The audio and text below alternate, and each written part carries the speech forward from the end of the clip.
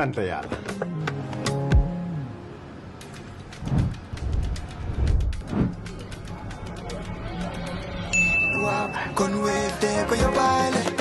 looy xaar utal Wave nga scan nga fay nag doo ci yokku dara.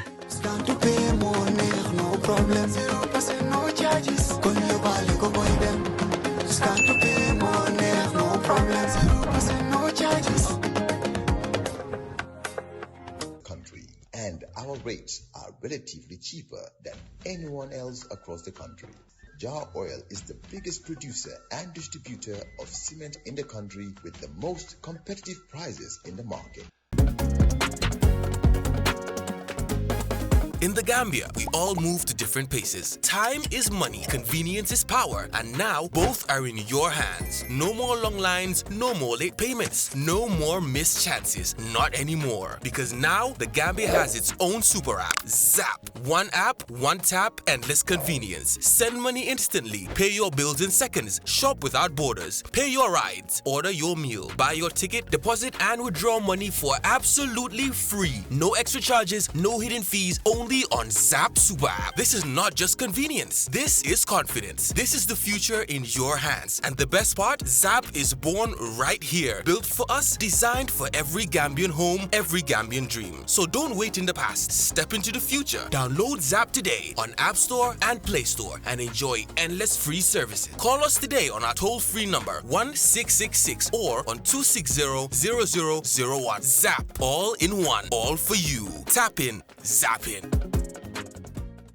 On Tuesday, the 30th of December 2025, you're with Coffee Time with Peter Gomez, and joining us this morning is Halifa Sallah. Well, he says he doesn't have to be that, but he's still the Secretary General of the People's Democratic Organization for Independence and Socialism, commonly known as DOI. How does this episode at the weekend reflect DOI's readiness to govern at the national level? I believe that it shows more than ever that this is the type of party that is needed. A rules-based party, ethics-based party, knowledge-based party. Debates were there, and people listened, and you will see how decisions change by virtue of the information that is given. That is what Gambia needs. We need a force that will engage the people as a whole so that we can develop as a whole, irrespective of ethno-linguistic groups, religious groups, gender, etc.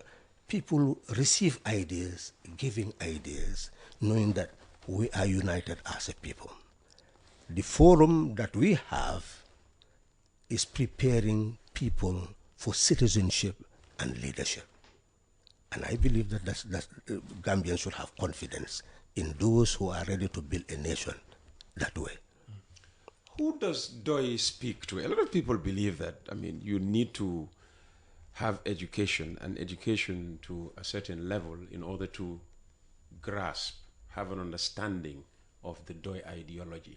What about the average village woman?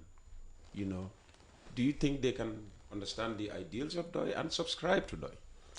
If you tell that village woman that you go to the market to sell and you pay duties, where is the money going to?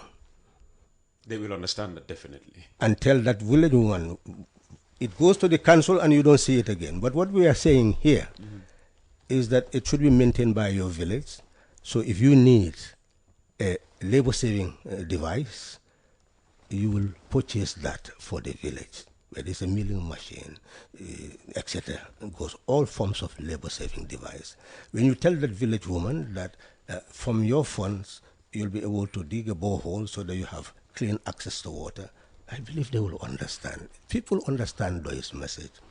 If you tell a man that what is being said, and if a person in the farms, that there'll be a cooperative fund at the central bank that will give you seed, fertilizer, farming implement to farm in a large scale.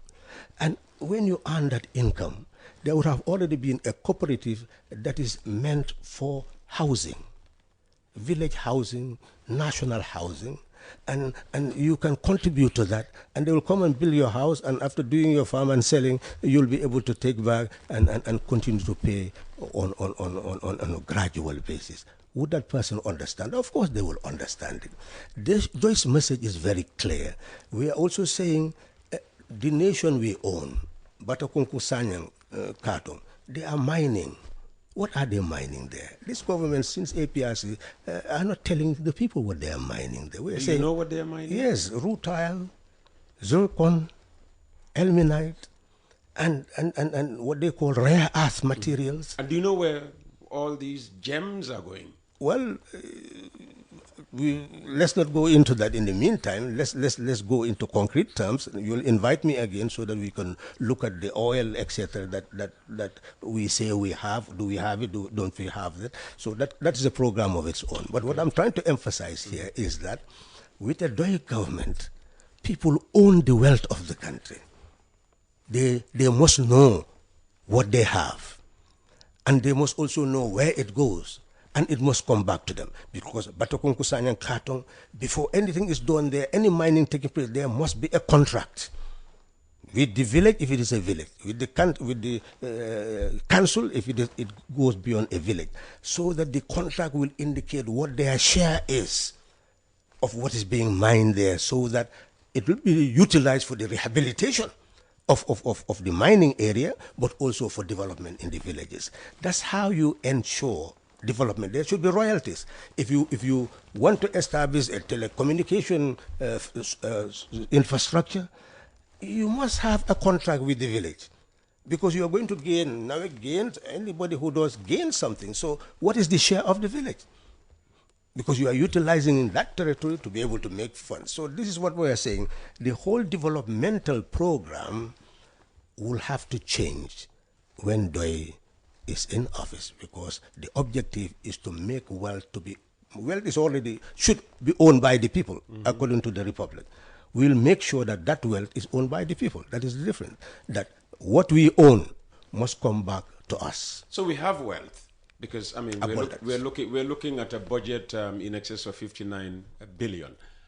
How are we spending that wealth, as far as the way the government is going about it? Well, I was just talking to the Commissioner General just yesterday, and even that 25 billion to be raked in by 31st of December. Yes, even that requires real analysis, because if you look at the minister, he told us that the budget will be 50 billion, that government is going to, the country will provide 32.2 billion, but that 18.1 billion is going to come externally. So you can see our external dependency on development. And some of these things are just pledges. They may condition you to do something. If you fail to do so, they will fail to deliver. You see the budget support, World Bank is giving budget support, Africa Development Bank is giving budget, EU is giving budget support. So we are getting a lot of budget support, which are also based sometimes on certain conditions that you must Is that budget support necessary? It's not. That's the point. The wealth of the country far exceeds what we are receiving as pittance in support. Really? Peter, look at the ocean that we have. Let's take just GPA. GPA is a minefield for a country. You come and you say you've recycled a Senegambia bridge. You think those people will invest in Senegambia bridge if they don't see that will generate income for them? Those people study statistics. They look at records. They estimate. They know what they... So you recycle Senegambia bridge, $100 million. In 2025, you receive 3.5 billion. But you as a government will go and take Albarak and give them port authority so that they can invest 1.5 billion.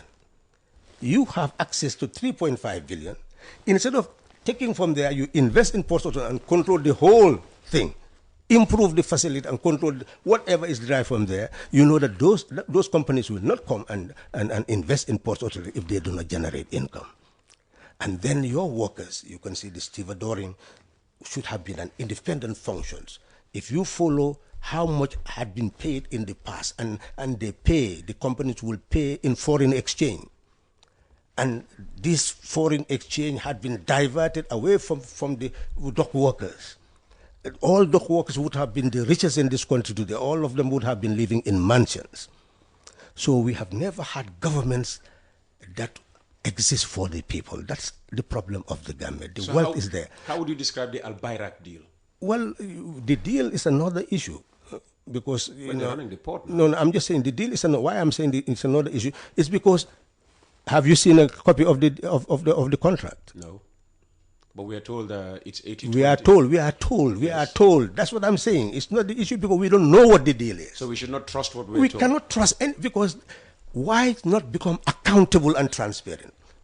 We've been demanding for that. I know a newspaper, I read it, that has been demanding from Port Authority to get a copy, and according to the act that exists now, they should be transparent. They should give a copy, and before even entering it. Should ATI intervene here to make sure that they provide Obviously, and I will call on all media houses who would want access to this to take their route.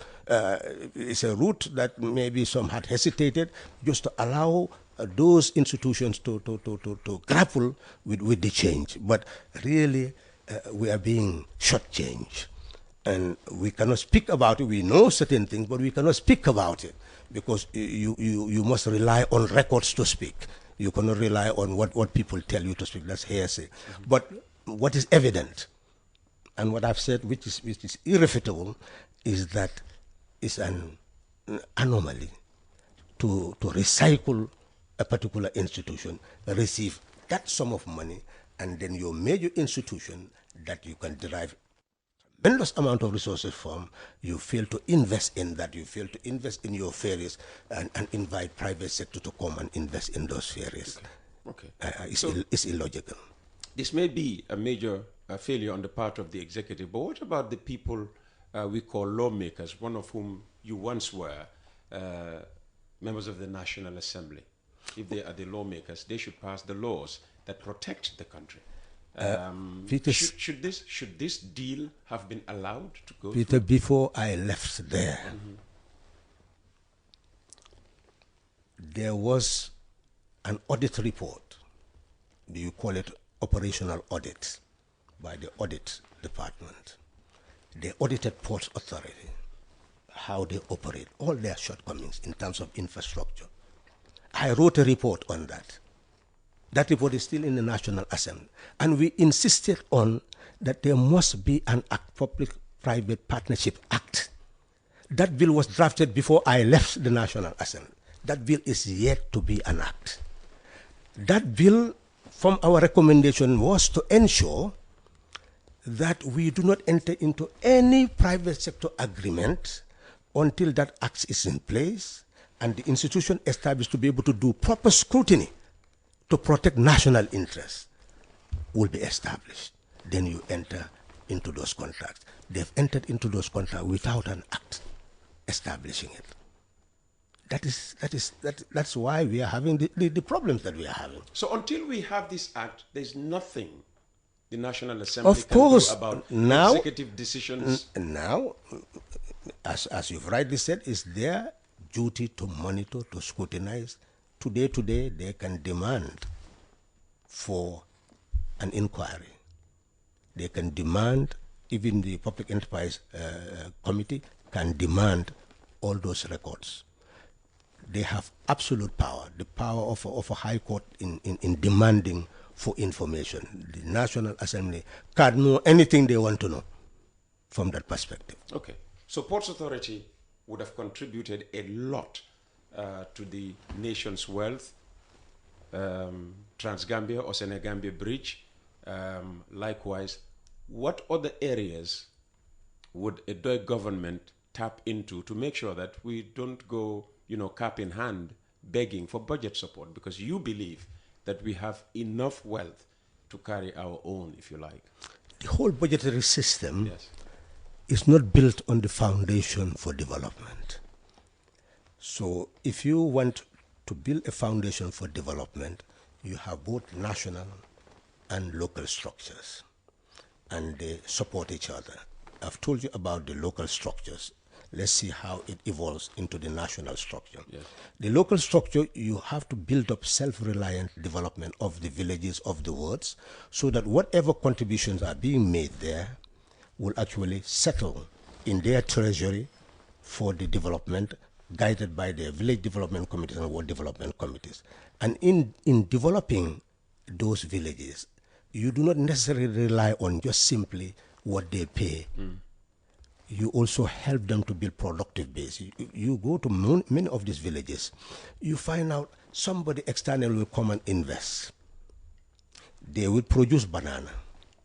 They will get the villagers to work for them. And then they will sell the banana and make foreign exchange a lot of money.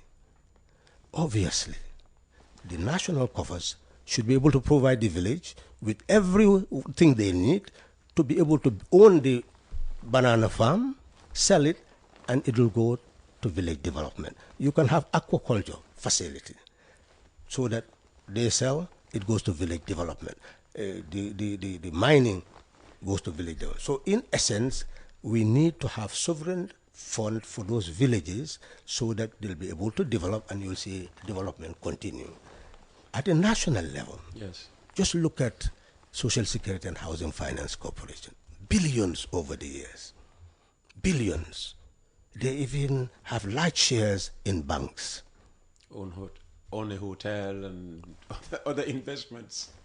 Okay. Imagine what PWD would have been, which now, if a Dutch government comes into being, For young ones like this who don't know what PW is, Public Works Department. Yes, one would have at this moment the current institution that exists, GAMWorks, would have to work very closely with us, and we transform it into what PWD should have been in the first place, because this was an institution that could have built up the whole infrastructure that you need for road construction and everything, and all the money that you hear that foreign companies will take and go would have settled in this country, because we would have built the capacity to produce the roads that we need. Imagine what PW, as I said, would have been if we had transformed it at that time into the type of institution which will have polydimensional responsibilities in infrastructure building. It would have had all these facilities for housing linked to social security, so that anybody who needs low-cost housing, they would have provided the housing facility. The money would have stayed in their coffers as a cooperative, generating more and more. Look at our fishing. If you ask the minister, they said they gave 20 boats to fisher folks. That is their brand of development, boats. How can boats really engage in industrial fishing? That's why they call it artisanal fishing. But it's a good starting point, isn't it? Is it? Good starting. No. It does not generate capital. It's hand-to-mouth investments. Okay. That's not meant for industrial development. You talk about fishing trawlers. 600,000 euro, you get a 36-footer fishing trawler. 6 meters. Does government have that 600,000 euro? How much is 600,000 euro? Multiplied by? Is it by 8? Yeah, 80 or something. We don't know. Maybe 8 point some billion. Billion. Yeah. Billion. We're talking about 1,000 euro, 600,000 euro. But let's million. mathematicians can go into that calculation. But it's pittance. It's pittance compared to what they had got from the recycling of Senegambia Bridge. Just imagine. So the issue is, we are saying you must engage in such investment to build the productive base of your economy. And that productive base expands and generates. Look at former GPMB. It can produce all the oil we need, all the soap we need, all the consumer goods, that now we import. We import about $67 billion worth of goods. We import rice, going into $4 billion, $2 to $4 billion worth of consumption of the product. So, in short, you build an economy that feeds itself, and therefore that wealth remains it continues to multiply like a cooperative, and therefore all sectors of the economy are served. You're normally very careful with words, which is why when I saw this headline today, Halifa Sallah calls on DOI delegates to stand firm against oppressive systems. Do you see our system as oppressive? And what's oppressive about it? Any system that deprives you of proper livelihood is oppressive. And is that what poverty? Yes, poverty is the worst form of oppression, and people ignore it. If you come to my street, that's why I found it very difficult, Sandika, for those who don't know, to move about. It'll take me about 30 minutes before I move from my home to the main road. I understand. And 5 o'clock in the morning, those women are there. Who had ever visited them to find out how they are existing there and what should be done? You talk about women development, but they are there under the sun without water and other amenities. So they have to invade people's homes to have any amenity. Is that not oppressive? So the language, of course, must be qualified. What was said and meant is to prepare our people in their mindset that we own power and we own wealth, and we do not deserve to live in poverty or suffer any form of injustice. We must be recognized as owners and live in liberty, dignity, and prosperity. That is really the emphasis. The emphasis is any system that we see that is not fit for us, that makes us poor, we must ensure that system does not exist. It should not exist. Any system that makes us poor should not exist. That is the point. That's what you people use to say the bottom line. The bottom line is that any system that makes us poor does not deserve to exist. We haven't much time left, and I would like you to talk about, the book you hinted at. There's growing belief that you might be making a comeback in 2026. And there were attempts by young people even to stage a public demonstration demanding that you rescind your decision not to run for public office again and become a candidate in 2026. How are you reflecting on the different points of view regarding your decision and announcement made several years ago in respect of elective politics? The focus is on personality. And I've always tried for people to move from that and focus on the system. Once they focus on the system, then they know what leadership is. It's not about the position the person occupies. That's the fundamental difference in conception between me and those who want me to stand. Because that's what they know, so I refuse to clarify, because that's what they know. But if they follow me, they will also eventually know what I'm talking about, and I'm sure they will accept it.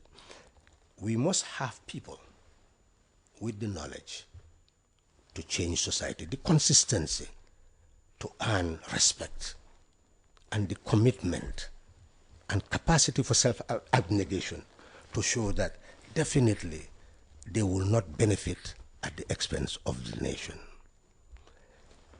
That is good for people to have that understanding and that conviction, and to follow people in the society who are like that.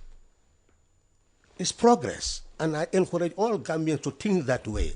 That's how we can make informed choice. You take ownership of your mind, you take ownership of your will, your heart, and then your power to determine what is good for you, what is good for the society as a whole. So that movement of people, knowing that we must have government that exists for us, not for us just existing and feed people and they benefit at our expense. That is not proper. So therefore, 2016, my role was to help a Gambian nation. I was a presidential candidate. I decided to forego standing.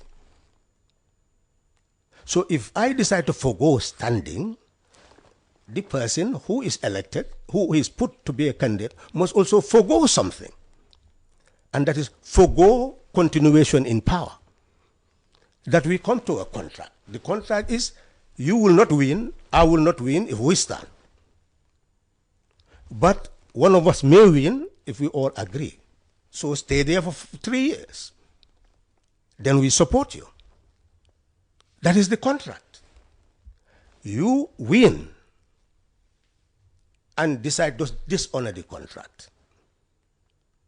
So I'm the loser because I refuse to stand. And all of us could have been losers and forgo standing for you to win. So it means that the winning should have meant something. To me, the meaning was to create a level ground for multi-party contest in the future by working to build the institutions, the constitutions, the normative practices, the administrative systems, the type of psyche, the type of mindset. It's 3 years of hard work for nation building. My anticipation was, let's start to build a nation from scratch, because what we have inherited 50 years is not the type of nation that we can be proud of. So it was a moment of inspiration for me for when we won, that now a new beginning for the Gambia. We'll have a new start. So in all the documents I've written, you'll always see, in order to give Gambia a new start, coalition to give Gambia a new start. In straight language for the layman, what are you saying? What I'm saying now, sacrificed in 2016 for Adama Barrow to become president. After 3 years, he should have quit the stage, and so that, you know, the Gambia you foresaw could start being realized, and that has not happened. And my position now is that I'm going to build a team. I'm going to work to build a team that will bring about the type of change where nobody can betray our aspirations. That is my role. Just as Adama possibly did in 20... Well, I will not get into that. But as I said, I've already said what happened. What I'm emphasizing, I don't want to denigrate. Okay.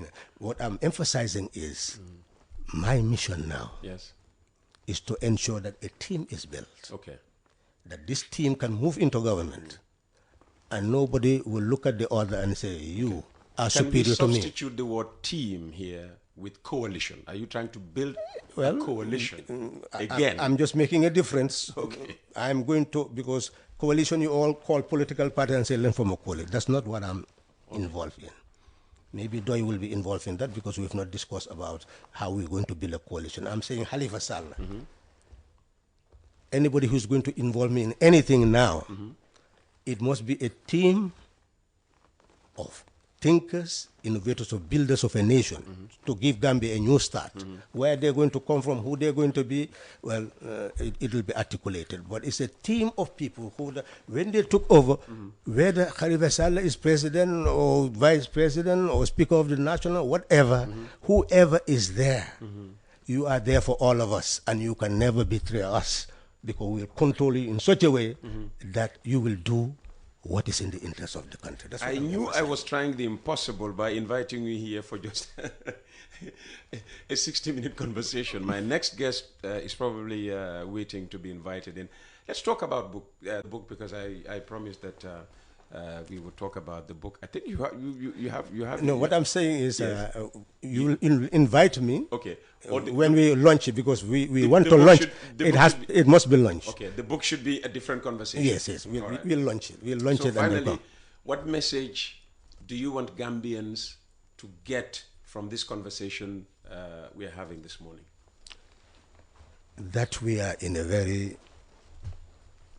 decisive moment in our history.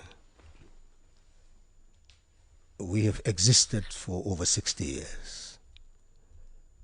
but we are yet to be part of a nation. You hardly see a Gambian who really sees that he is a Gambian. Oh, really? Yes. I thought I've always had that feeling. No, Peter, I will in doubt people, because to be a Gambian is to love your people and your country, is to have a people. Here, even in politics, they love family, they love friend, they love somebody who can sponsor you. You know, they don't think about Gambia. People are not thinking about Gambia. They're thinking about their own personal issues. And to take a step further is what serves your interests, not what serves the interests of a people. You see, people who really could be called Gambians are people who are ready to live and die for Gambia. That's what brought about African liberation. People went, they knew that they can die. And they faced the bullets to die so that others can live. Peter, that's not ordinary. That is the person who loves people and country. I had an experience. This during the impasse. You look at the situation and the way it was building up, especially when the head of state reneged his position, you can see where we were heading. And the time that economic forces were supposed to come in, did you find anybody in the street? The nation was dead. So you can sense death everywhere. So that fear that people had, that uncertainty is what builds a nation. You know that there, we must be in it together because we are going to lose together. So let's struggle to live together. We will build a nation when every Gambian has a heart that beat in unison with the heartbeat of every Gambian who loves the Gambia and loves the country. And we work together as a bond, irrespective of religions, etc., to know that this country of ours, we own it, the power, we own it. So let's work together to have the type of leadership who can save all of us. That is what we need. That's when Gambia will arise. That's when a new Gambian will arise. People ready to sacrifice for the Gambia and her people. That's when a Gambian will be born. Raji Halifa, thank you so very much for joining us this morning. Thank you. Halifa Sallah, Secretary General of the People's Democratic Organization for Independence and Socialism, DOI.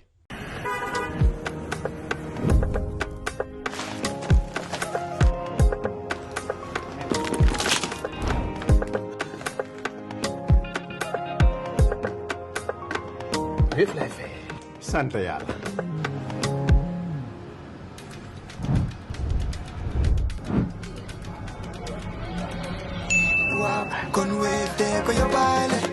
looy xaar utal Wave nga scan nga fay nag doo ci yokku dara.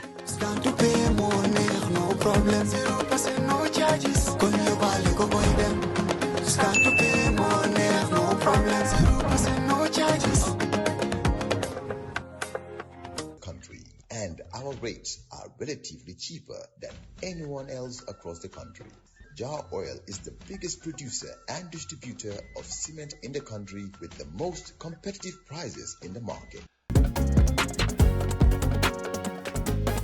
In the Gambia, we all move to different paces. Time is money, convenience is power, and now both are in your hands. No more long lines, no more late payments, no more missed chances, not anymore. Because now the Gambia has its own super app, Zap. One app, one tap, endless convenience. Send money instantly, pay your bills in seconds, shop without borders, pay your rides, order your meal, buy your ticket, deposit and withdraw money for absolutely free. No extra charges, no hidden fees, only on Zap Super App. This is not just convenience. This is confidence. This is the future in your hands. And the best part, Zap is born right here. Built for us, designed for every Gambian home, every Gambian dream. So don't wait in the past. Step into the future. Download Zap today on App Store and Play Store and enjoy endless free services. Call us today on our toll-free number 1666 or on 260-0001. Zap. All in one. All for you. Tap in. Zap in.